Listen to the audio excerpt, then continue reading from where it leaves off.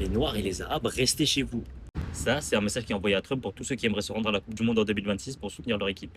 Donald Trump aurait signé ce mardi un décret interdisant l'entrée sur le sol américain des ressortissants sénégalais et ivoiriens. Cette décision risque de compliquer l'avenue des supporters africains pour le Mondial 2026.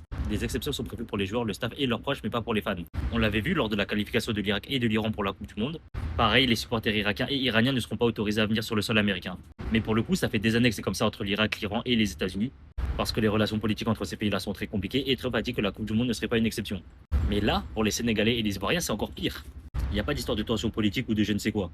De base, les Sénégalais et les Ivoiriens, ils ont le droit de postuler un visa pour rentrer aux États-Unis.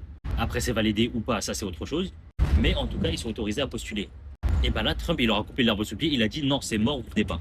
Et les gars, ça, c'est une dinguerie monumentale. Tu vas interdire à une équipe qui s'est qualifiée pour la Coupe du Monde d'avoir des supporters pour les encourager pendant les matchs. On a beaucoup critiqué la Coupe du Monde en Russie et au Qatar, et ce à juste titre. Mais là, les États-Unis, ce qu'ils font, c'est pas beaucoup mieux. Hein. Si jamais Trump ne revient pas sur sa décision, la Coupe du Monde ne doit plus jamais remettre le pied sur le sol américain.